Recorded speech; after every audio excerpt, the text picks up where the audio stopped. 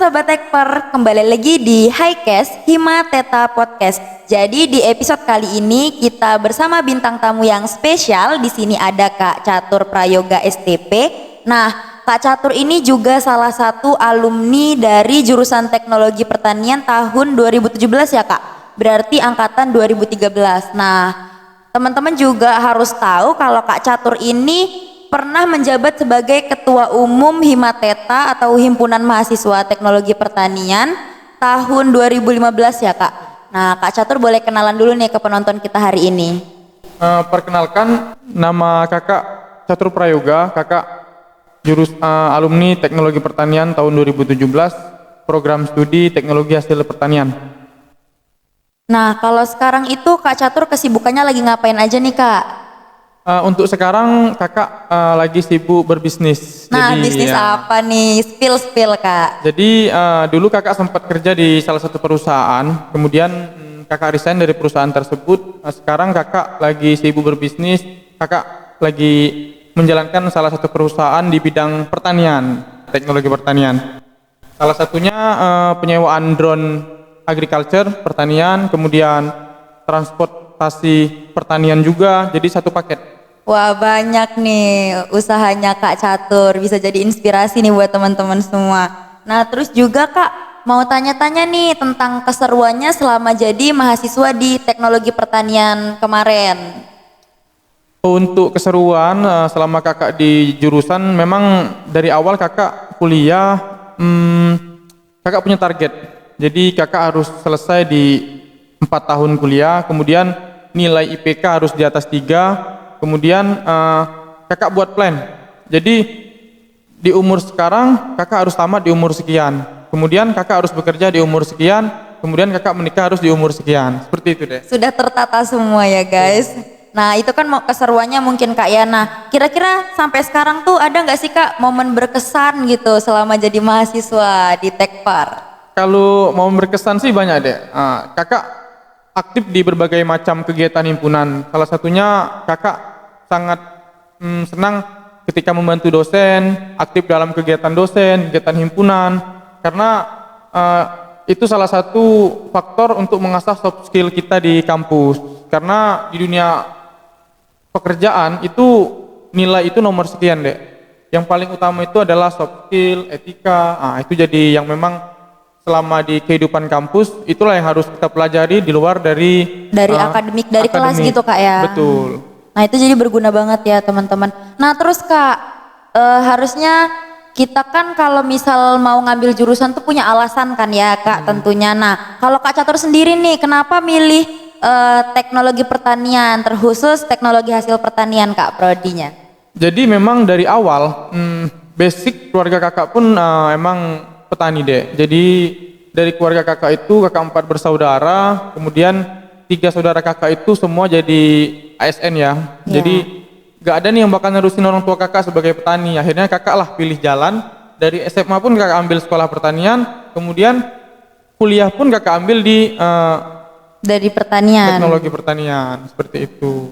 Nah selama keseruannya jadi mahasiswa THP nih Kak, kan kalau THP itu ada lapraknya, banyak tugasnya, nge-lab terus. Nah itu yang masih diinget nih sampai sekarang, nggak tahu nih dosennya atau gimana Kak? Boleh nih ceritain ke teman-teman semua. Kalau semasa kuliah itu emang yang paling susah dilupakan tuh bareng-bareng kawan-kawan deh ya. Jadi nikmatinlah masa-masa sama teman-teman kalian di kampus. Karena setelah kalian lulus itu nggak bakal bisa kumpul lagi deh. Jadi, jarang gitu Kak ya, walaupun betul. Ada reuni dan lain-lain. Kadang setelah reuni pun yang datang hanya beberapa orang. Jadi semasa kuliah tuh itulah momen-momen kalian di satu sisi mencari ilmu, di satu sisi mengasah soft skill, di satu sisi membangun relasi. Nggak mesti dengan sesama teman di kampus, luar kampus pun nggak masalah. Itu kan menambah relasi kita deh. Relasi itu menurut kakak sampai sekarang tuh seberapa penting Kak? Biar kan ada nih teman-teman yang kadang ngerasa dirinya tuh introvert, jadi kayak temennya tuh sedikit. Nah itu tuh seberapa besar dari relasi itu menurut kakak? Relasi itu salah satu kunci kakak sukses juga. Jadi memang beberapa orang di kehidupan ini banyak besar hidupnya karena faktor relasi. contoh kakak ambil kenyataan hidup di kelas kakak sendiri. Ada teman kakak IPK-nya bagus, tinggi, namun relasinya kurang. Terakhir ya banyak yang jadi penghambat untuk menjadi sukses. Kalau begitu kita ada relasi nih, kita mau contoh nih, mau usaha apa, kita banyak teman tadi, akhirnya kan bisa connect dengan usaha kita. Alhasil ya ilmu itu nomor sekian, relasi tetap yang jadi penentu untuk usaha kan, gitu deh. Kayak kakak waktu mau awal-awal cari kerja gitu, ya nggak sih kak? Betul, salah satunya pas kakak cari kerja juga, kakak sebagai mantan ketua himpunan pun menjadi salah satu faktor. Semasa kuliah si calon ini pernah menjadi ketua, pernah menjadi pemimpin. Itu kan menjadi pertimbangan untuk adik-adik sekalian. Oh gitu. Nah terus juga kak, kalau untuk harapan untuk jurusan teknologi pertanian ke depannya, gimana nih kak kira-kira?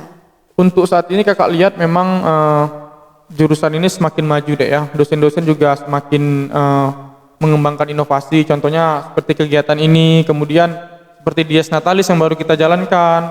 Artinya memang ke depan mahasiswa yang tamat di tahun depan itu harus lebih hebat dibanding tahun sebelumnya karena perkembangan zaman yang terus maju. Jadi jendela kalian semakin lebar deh. Tinggal kalian masing-masing pribadi yang membaca peluang dan membaca situasi. Karena kakak pastikan orang yang punya rencana itu pasti akan berhasil di kemudian hari. Nah kadang tuh ada nih kak, teman-teman mahasiswa kita atau yang mau jadi mahasiswa tuh belum punya planning nih ke depannya. Nah itu tuh gimana, misalnya sekarang udah kuliah nih di teknologi pertanian, tapi mereka tuh belum tahu mau gimana ke depannya. Nah itu gimana tuh kak? Kalau dari kakak sih, kakak belum bisa apa ya, dari kakak pribadi sendiri, kakak sampai sejauh ini karena kakak punya rencana. Mereka bilang, di semester sekian kita harus selesai. Itu harus jadi target. Kemudian kita kerja harus di umur sekian. Itu harus jadi target. Dan terutama cowok itu harus punya rencana. Contoh nih, kalian mau deketin cowok, rencana gimana ke depan? Ada rencana nggak? Kalau nggak ada rencana kan nggak jelas. Bisa jadi cuman jadi faktor apa kan? Makanya ya, rencana itu penentu. Aja betul. Jadinya.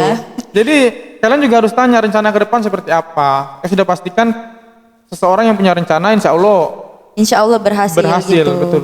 Nah jadi jangan sampai kita nggak punya rencana ya teman-teman. Dipikirin dari sekarang kalau memang belum ada.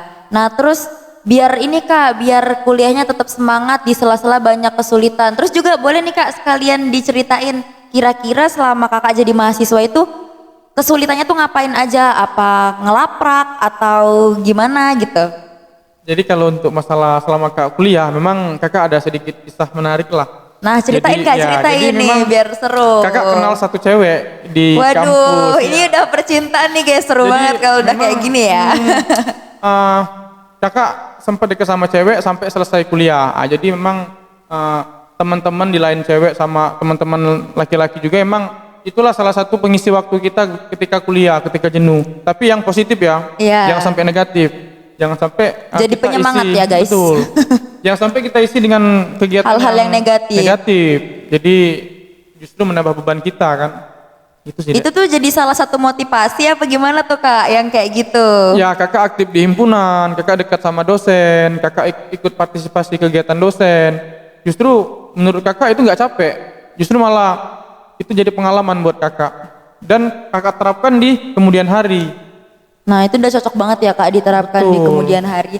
Nah ini tips and trick nih kak buat teman-teman mahasiswanya mungkin biar semangat kuliahnya atau biar cepet lulus gitu. Kalau pengen cepet lulus ya salah satu jalan tercepat ya dekati dosen. Dekati dosen, ambil hati dosen, kuliah terus, jangan telat, terus tugas dibuat, kemudian ya itu tadi aktif dengan kegiatan himpunan. Itu penting. Anak jurusan yang aktif dengan himpunan dengan anak yang hanya sekedar kuliah itu pasti beda. Kuliah pulang betul gitu, itu pasti beda. Bisa kalian buktikan nanti ketika tamat. Nah, jangan jadi mahasiswa yang kupu-kupu banget gitu ya guys. Kita harus bisa improve gitu lah ya kak. Betul. Nah, sebagai mungkin penutup ya Kak di podcast kita kali ini, mungkin Kakak bisa ngasih sedikit nasihat buat para pendengar podcast kita episode kali ini nih Kak.